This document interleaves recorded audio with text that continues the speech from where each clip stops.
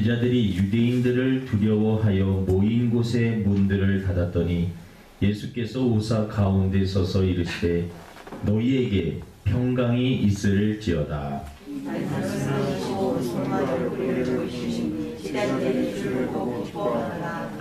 예수께서 또 이르시되 너희에게 평강이 있을지어다.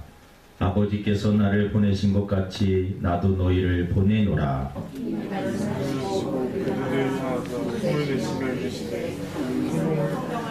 같이 읽겠습니다. 너희가 누구의 죄든지 사하면 사하여질 것이요 누구의 죄든지 그대로 두면 그대로 있으리라 하시니라. 아멘. 할렐루야. 오늘 말씀을 통해서 하나님께서 크신 은혜를 주실 줄로 믿습니다. 오늘 말씀 제목은 부활 이후에 예수님의 하셨던 말씀, 예수님께서 부활 이후에 하셨던 말씀들, 그리고 그 메시지는 우리가 어떻게 살아야 되는지, 또 우리가 무엇을 기억해야 되는지에 대해서 잘 알려주는 그런 메시지입니다. 오늘 말씀을 듣고 우리가 해야 될 일, 또 사명을 다시 한번 되찾고 부활의 영광에 동참할 수 있는 저와 여러분 되기를 주님의 이름으로 축원을 드립니다. 예수님께서 부활하셨습니다. 우리 마스크를 썼지만 작게 우리 한번 이야기합니다. 예수님께서 부활하셨습니다. 예수님께서 부활하셨습니다. 위대한 신앙 고백입니다. 예수님께서 부활하셨다. 이 신앙 고백은 위대한 고백이고 예수 부활이 나의 부활과 연결이 되기 때문에 이 부활이 의미가 있는 것입니다. 요즘 벚꽃이 활짝 피고 지난주에 많은 사람들이 벚꽃 구경을 간다고 한내천도 돌고 또 멀리 다녀오신 분들도 계실 것입니다. 근데 비가 조금 오니까 많이 떨어지긴 했지만 그래도 벚꽃을 이렇게 보니까 이야 신기하다. 겨울은 지나고 봄은 오는구나. 여러분 겨울이 영원할 것 같지만 또 봄 앞에 무릎을 꿇고 서서히 물러가는 것입니다. 어둠이 영원할 것 같지만 빛이 비치게 되면 어둠은 싹 떠나게 되는 것입니다. 십자가의 고통이 영원하고 고통과 아픔과 슬픔과 고난과 계속해서 이 안 좋은 일들만 계속 할 것 같지만 부활의 영광이 있는 것입니다. 십자가 뒤에 부활이 있습니다. 고통 뒤에 영광이 있는 것입니다. 코로나도 지금 아직까지도 기승을 부리고 제가 거의 1년 전에도 이 터널을 우리가 지나야 됩니다. 이 터널 이야기를 많이 했는데 작년 중반쯤에는 이제 터널의 끝입니다 했는데 아직까지도 끝이 아닙니다. 근데 이 코로나도 우리를 많이 괴롭히고 힘들게 하지만 서서히 사라지게 될 줄로 믿습니다. 이 부활절을 계기로 해서 움츠려들고 또 뭔가 침체되고 영적으로 정신적으로 우리의 육체적인 건강적으로 또 여러분의 사업과 직장과 가정에 뭔가 인간관계 속에 잘못된 묻은 이 십자가와 같은 고난과 힘든 그러한 삶이었다면 부활절을 통하여서 회복되는 그러한 소생케 되는 은혜가 있기를 주님의 이름으로 축원을 드립니다. 부활을 통해서 여러분 새롭게 일어나리라. 다시 한번 내가 힘을 내리라. 우리 성도들이 부활절을 계기로 해서 다시 한번 힘을 내고 무엇보다도 영적인 그 힘을 회복하시기를 주님의 이름으로 축원을 드립니다. 오늘 이 부활 이후에 예수님께서 하셨던 그 말씀들을 우리가 생각을 해볼 텐데 부활은 여러분 역사적인 사실입니다. 난 기독교인들이 지어낸 이야기가 아니라 역사 속에서 일어났던 그러한 사건입니다. 부활하신 예수님을 본 사람들이 있습니다. 마리아도 보았습니다. 엠마오로 가는 두 제자도 보았습니다. 오늘 본문에 보면 제자들이 모여 있었는데 그곳에 예수님께서 나타나셨습니다. 의심하는 도마는 나는 예수님이 모세 손가락을 손으로 내 그 못자국을 만져보고 옆구리도 창에 찔리셨는데 옆구리도 만져봐야지 나는 믿습니다. 도마는 그것을 만졌습니다. 그리고 예수님이 정말 십자가에 못 박히신 그분임을, 그리고 이분이 다시 살아나셨음을 증거하고 있습니다. 예수님께서 부활하신 이후에 40일 동안 이 지상에서 계셨는데 예수님을 본 사람들이, 또 예수님이 승천하시는 그 모습을 본 사람들이 500여 성도들이 넘는다라고 말씀을 하고 있습니다. 한두 사람만 증인이 있어서 법적에서 효력이 있는데, 여러분, 예수님이 부활하셨다라는 증거는 수많은 사람들이 증거하고 있습니다. 그리고 가장 강력한 증거는 예수님의 그 제자들, 거의 다 99% 거의 다 순교했습니다. 거짓을 위해서 여러분 자기 생명을 바치는 어리석은 자는 없습니다. 예수님의 부활을 보고 그들은 이 세상의 삶으로 끝나는 것이 아니라 삶의 뒤에는 반드시 다른 어떠한 내세가 있다는 것을 확신하고 있었고, 사람이 죽으면 그것으로 끝나는 것이 아니라 예수님이 살아나신 것처럼 다시 우리도 살아나서 영원한 세계, 천국에서 영원히 살 수 있다라고 하는 그 확신 때문에 그들은 여러분 순교할 수 있었습니다. 인간에게 가장 큰 두려움은 죽음일 것입니다. 그리고 하지만 그 죽음에 대한 공포를 이길 수 있게 해줬던 것이 무엇이냐면 부활에 대한 확신입니다. 이 제자들은 다 순교하였습니다. 복음을 증거하다가 예수님이 부활하셨습니다 라고 하는 그 말씀을 전하며 그들은 순교하였습니다. 예수님께서 이르시되 나는 부활이요 생명이니 나를 믿는 자는 죽어도 살겠고 무릇 살아서 나를 믿는 자는 영원히 죽지 아니하리니 이것을 내가 믿느냐. 이 부활하신 예수님께서 제자들에게 오늘 나타나셔서 하셨던 말씀입니다. 부활하신 예수님께서 처음으로 입을 떼셔서 하셨던 그 말씀이 무엇이냐. 첫 번째는 너희에게 평강이 있을지어다.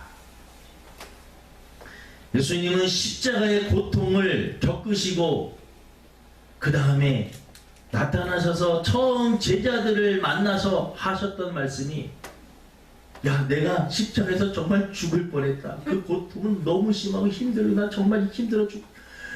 야, 나 너희들의 위로가 필요하다. 막 이렇게 하신 것이 아니라 그 제자들에게 다가가셔서 너희들에게 평강이 있을지어다. 내가 너희의 모든 죄 문제를 해결했다. 이제 너희에게 평강이 있을 것이다. 여러분, 이 평강이라는 말, 평화라는 말과 같은 말입니다. 이스라엘 사람들은 인사를 샬롬 합니다. 우리나라 사람들은 예전에는 식사하셨습니까? 아침 드셨습니까? 미국 사람들은 굿모닝, 이스라엘 백성들은 샬롬. 이 헬라어로는 에이레네라고 하는 말입니다. 이 말은 하늘에서 내려주시는 은혜로 인한 마음의 평안, 하늘에서 내려주시는 은혜가 내 마음속에 임하여서 내가 갖게 되는 마음의 평안이 샬롬입니다. 그러니까 이스라엘 백성들은 샬롬 샬롬 하는 그 말은 당신에게 지금 하나님의 은혜가 임하여서 당신의 삶에, 당신의 마음에 평화가 임하기를 원합니다. 그리고 샬롬 샬롬. 우리 작게 한번 샬롬 한번 해보겠습니다. 샬롬. 샬롬. 샬롬이라는 것은 바로 하나님의 은혜가 당신에게 임하여서 당신의 지금 두렵고 불안하고 걱정되고 근심된 그 마음에 평안함이 임하기를 원합니다. 죄는 우리에게 불안을 갖다 주었습니다. 죄는 우리에게 두려움과 공포를 가져다 주고 죄는 사망을 가져다 주었습니다. 예수님께서 이 땅에 오셔서 십자가를 지신 이유는 우리 인간이 가진 그 불안함과 두려움과 공포와 죽음, 이 문제를 해결해 주시기 위해서 이 땅에 오셔서 죄가 없으신 그분이 십자가를 지신 사건이 십자가 사건입니다. 예수님이 그 십자가를 지시고 우리의 죄 문제를 다 해결하시고 난 이후에 제자들을 처음 만나셔서 하셨던 말씀, 너희에게 평강이 있을지어다. 이 말씀은 내가 너희의 문제를 다 해결했다. 이제 너희의 삶이 평안할 것이다. 너희가 불안해하고 두려워하고 공포하고 너희 죽음의 모든 문제까지 내가 해결하였다. 두려워하지 말아라. 의심하지 말아라. 이사야 41장 10절 말씀은 너무나 잘 알고 있는 말씀입니다. 두려워하지 말라. 내가 너와 함께함이라. 놀라지 말라. 나는 내 하나님이 됨이라. 내가 너를 굳세게 하리라. 참으로 너를 도와주리라. 참으로 나의 의로운 오른손으로 너를 붙들리라. 여러분, 힘들고 어려울 때마다 이 말씀을 꼭 암송하시고 기억하시고 힘을 내시기를 바랍니다. 마저 예수님께서 나의 문제를 해결해 주셨어. 그분이 나의 문제를 해결해 주시기 위해서 십자가를 지셨어. 마태복음 28장 20절에는 내가 너희에게 분부한 모든 것을 가르쳐 지키게 하라. 볼지어다 내가 세상 끝날까지 너희와 항상 함께 있으리라. 영원히 함께하여 주시겠다라고 약속하셨습니다. 여러분, 저와 여러분은 혼자가 아닙니다. 고독할 필요가 없습니다. 외로울 필요가 없습니다. 부활하신 주님이 우리와 항상 함께하여 주시겠다라고 약속을 하여 주셨습니다. 내가 인생길 홀로 살아가는 것 같지만 우리 홀로 사는 것이 아닙니다. 여러분, 주님이 늘 우리와 함께 하십니다. 안심하라. 내니 두려워하지 말라. 예수님이 제자들과 사역을 하실 때 풍랑을 만난 적이 있죠. 예수님은 한쪽에서 주무시고 계셨어요. 제자들이 막 죽을까봐 예수님을 깨웁니다. 예수님께서 그들에게 두려워하지 말라. 이 믿음이 적은 자들아, 내가 너희와 함께 하는데 왜 이렇게 두려워하느냐. 풍랑을 보고 사람들이 두려워할 수밖에 없는데 예수님이 그 말씀하셨다. 내가 너희들과 지금 이 배에 함께 타고 있는데 왜 두려워하느냐. 예수님께서 영원토록 우리와 함께하여 주시겠다라고 약속해 주셨습니다. 요한복음 14장 27절에 평안을 너희에게 끼치노니 곧 나의 평안을 너희에게 주노라. 내가 너희에게 주는 것은 세상이 주는 것과 같지 아니하니라. 너희는 마음에 근심하지도 말고 두려워하지도 말라. 여러분, 예수님께서 처음 하셨던 그 말씀, 평강이 너희에게 있을지어다. 하나님이 우리와 늘 함께하여 주심을 믿고 두려움, 걱정, 모든 염려 주님 앞에 다 맡기고 마음의 평안함을 가지고 승리할 수 있는 저와 여러분 되기를 주님의 이름으로 축원을 드립니다.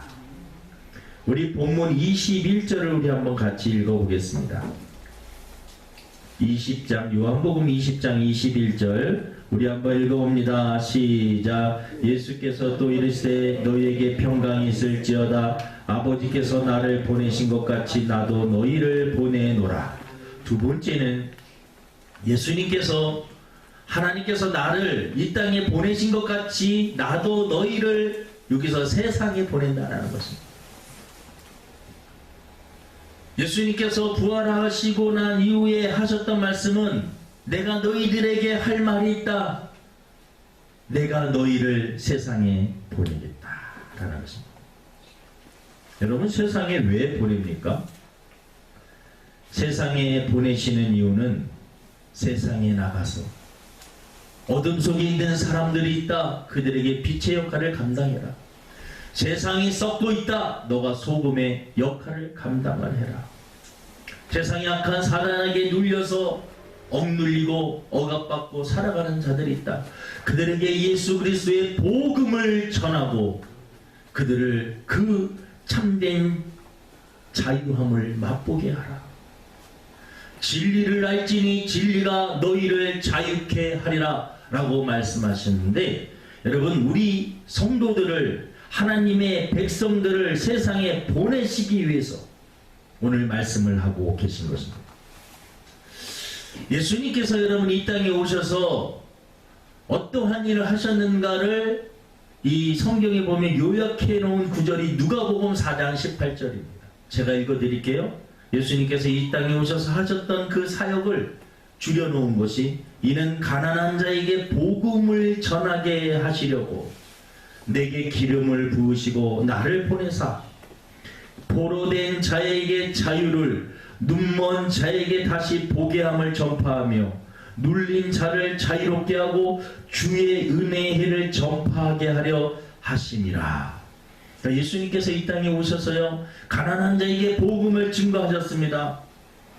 포로된 자, 영적으로 포로된 자, 또 이 세상 살아가면서 알게 모르게 죄를 져서 포로된 자, 그들에게 자유를 주고, 영적으로 눈먼 자, 이 세상에 살면서 어디로 가야 될지 모르는 사람들 다시 보게 함으로 갈 길을 제대로 갈 수 있게 해주시고, 눌린 자를 자유롭게 하고 주의 은혜를 전파하게 하려 하십니다. 예수님께서 이 일을 하셨습니다. 예수님께서 이 일을 누구에게 맡기시느냐? 저와 여러분에게 맡기신다. 내가 너희에게 세상에 너희를 보내노라 라고 설명을 하고 계신 것입니다. 지난주에 여러분 보셨는지 모르겠지만 제가 여러분들에게 보내드렸던 우리 카톡방에 올려놓은 김숙형 선교사님에 대한 영상을 올렸습니다.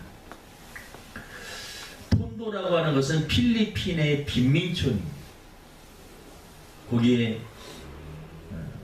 어떤 분은 깜짝 놀랐다고 하는데 그곳에 갔더니 쥐를 한 마리 봤는데 쥐가 거짓말 안 하고 팔뚝보다 이만큼 더 길고 통통한 것도 이마여서 깜짝 놀라요. 쥐가 그렇게 큰 쥐를 여러분 본 적이 있습니다. 고양이 한 마리나 개 한 마리가 지나가는 줄 알았는데 가만히 보니까 쥐라는 거죠. 톤도는 쓰레기 더미도 있고 어마어마한 빈약한 그러한 곳입니다. 아무런 소망이 없는 곳, 하루라도 그냥 지나가면 이 범죄가 늘 있고, 무서운 것이 아이들이 많은 곳에는 못된 어른들이 아이들을 데려다가 장기를 배 잘라서 장기를 다 떼가는 정말 끔찍한 그러한 곳입니다. 무시무시한 그러한 곳입니다. 모든 사람에게 버림받았던 그곳에 하나님이 예비한 한 사람을 보내십니다. 이 김숙향이라고 하는 그분을 보냅니다.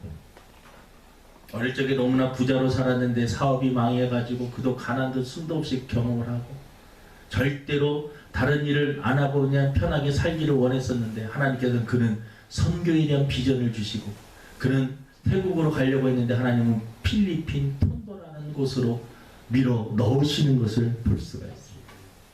그러니까 기도할 때마다 40일 금식할 때마다 그리고 말씀을 읽어 내려갈 때마다 하나님께서 너무나 명확하게 갈 길을 인도하시는 그런 모습들을 봅니다. 근데 거기에 가서 결혼은 절대 안 하고 선교하면서 살기로 마음을 먹었는데 기도원에서 한 남자를 만났는데 그 사람이 하루에 5번씩 자기를 위해서 기도한다라는, 하나님 저 여자를 저에게 주옵소서. 근데 그 남자가 누구냐면 34번 사형수입니다. 사형수. 이 남자는 어릴 적에 어머니에게 버림을 받아서 그 분노 때문에 도둑질과 매일 폭력을 해서 이 사람은 온 몸이 다 문신으로 얼굴도 험악하게 생겨서 그 사람하고 눈만 마주치면 사람들이 벌벌벌벌 떠는 그러한 사람, 호세 발라리스라고 하는 이 남자입니다. 어머니에게 버림받아서 그 상처로 만나는 사람들마다 폭력을 행하고 감옥에 들어가 있었는데 교도관이 죽는 그 사건인데 거기에 잘못 연루되어서 사형수까지 그 판정을 받았던 그 사람. 근데 놀라운 것은 하나님께서 이 교도소 안에서 복음을 전하는 사람을 만나게 되고 어떤 목사님에게 안수를 받는 순간에 자기 모든 것들이 막 해결, 평생 한 번도 울어보지 않았다라고 하는 그 사람이 그 눈물이 펑펑 흘리면서 그때로는 사람이 완전히 변한 것입니다.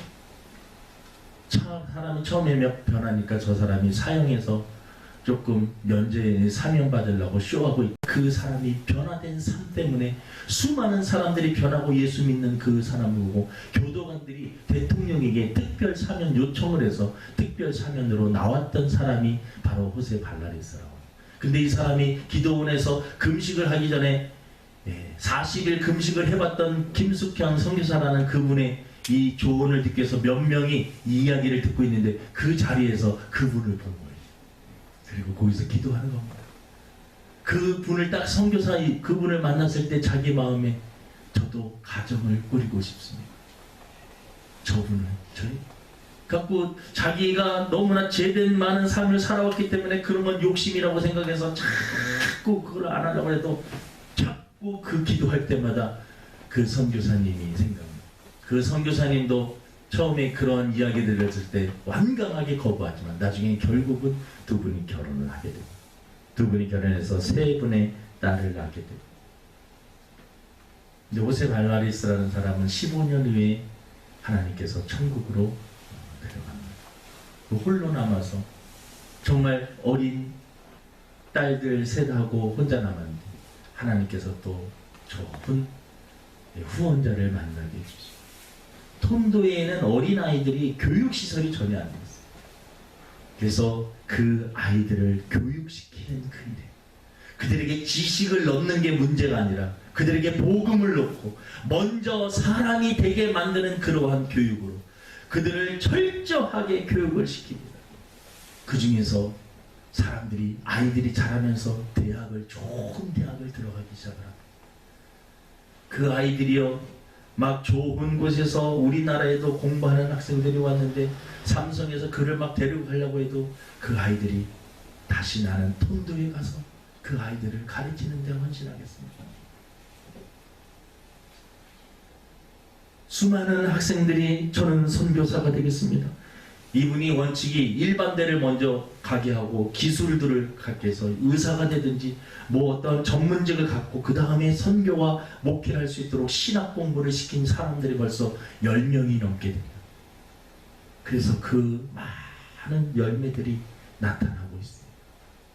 여러분, 예수님께서 이 땅에 오셔서 하셨던 것이 가난한 사람들에게 복음을 전하고 포로된 자에게 자유를 눈먼 자에게 다시 보게 하며 눌린 자를 자유롭게 하는데 사랑을 받을 수 없는 그 사람, 사랑을 받을 수 없는 그 사람을 사랑을 하고 정말 가난하고 형편없는 그 사람들에게 그 속에 들어가서 그들의 어린 아이들을 안아주고 그들에게 정말 어디로 가야 될지를 모르는 그 어린 아이들에게 갈 길을 밝혀주면서 빛을 주고 비전을 주고 소망을 주고 아이들이 좋은 곳에 직장에서 막 스카우트 되는데 그 아이들이 저는 톤도로 다시 가서 제가 받은 그 사랑을 우리 아이들에게 저는 주면서 헌신하면서 살겠습니다.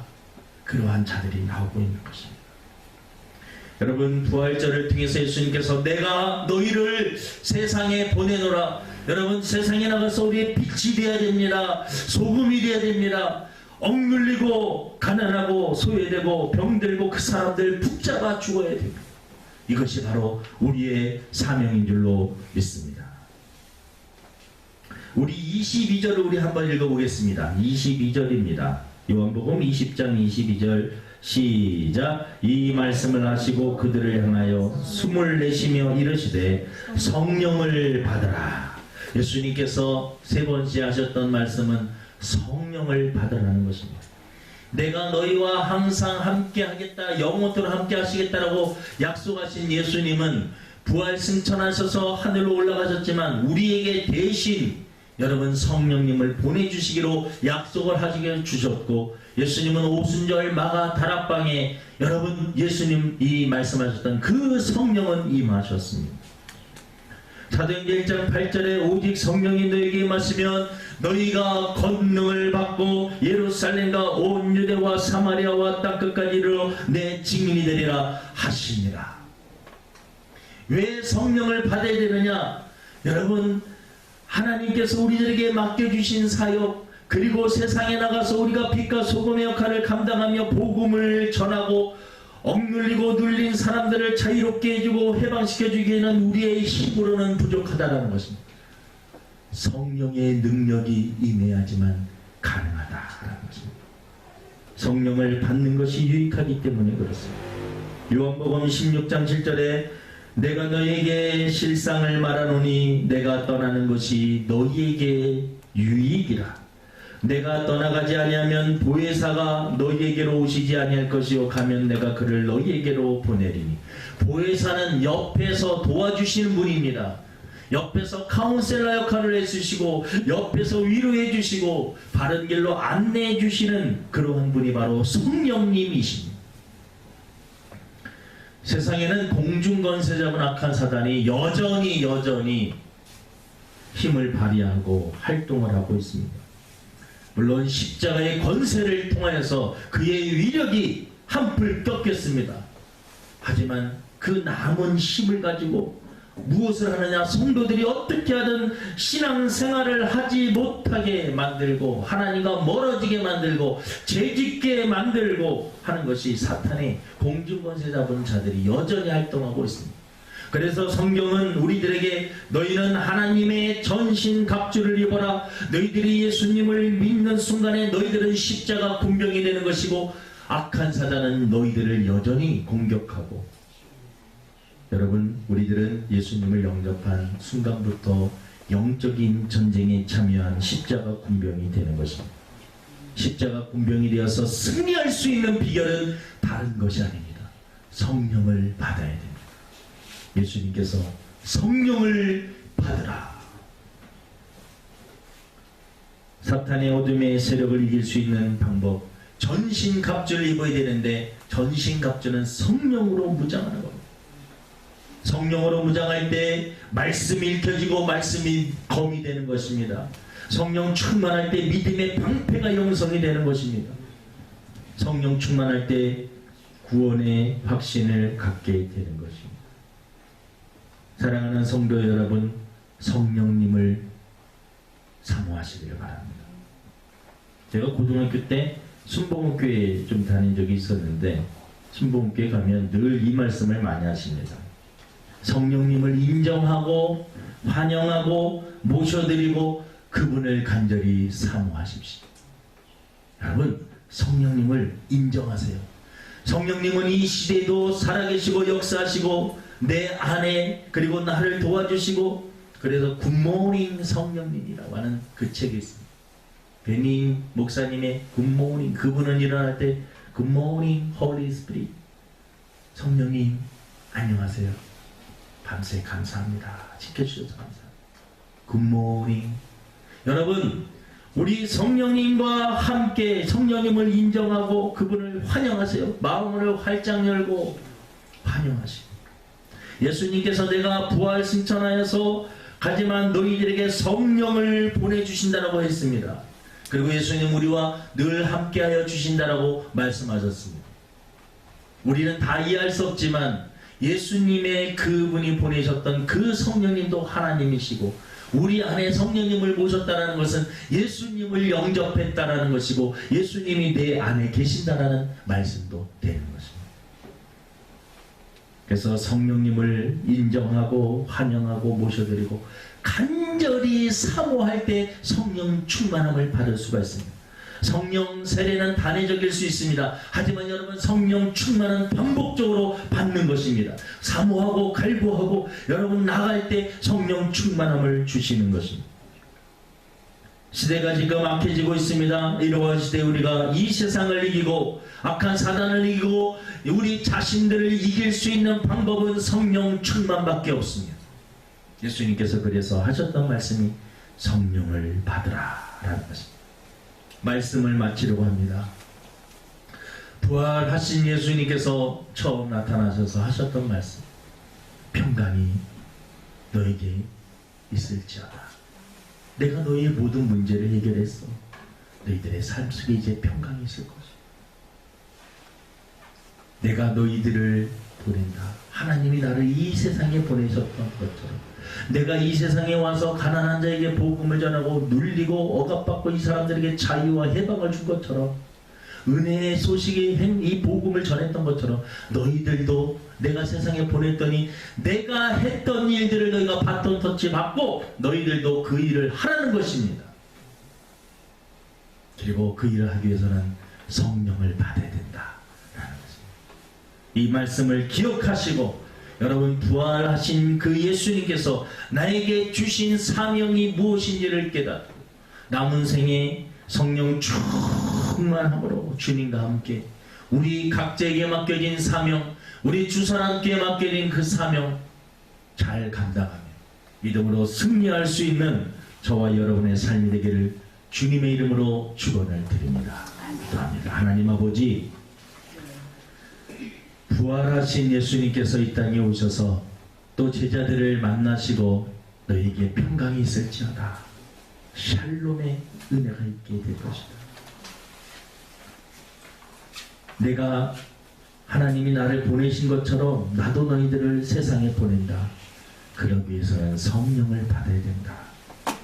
하나님, 가난하고 병들고 소외되고 눌리고 억압받고 정말 억울하게 살아가는 수많은 사람들, 어둠 속에서 살아가고 있는 사람들, 악한 사단과 공중권세 잡은 어둠의 권세에 눌려 사는 사람들, 그들을 해방시킬 수 있는 것은 복음밖에 없습니다. 예수님밖에 없습니다. 아버지 하나님, 예수님을 담대히 증거하는 저희들 되게 도와주시고 삶의 현장에서 빛이 되게 하시며 소금이 되게 하시며 많은 사람들을 건져낼 수 있는 저희들이 되게 도와주시옵소서. 감사하며 예수님의 이름으로 기도드립니다. 우리 160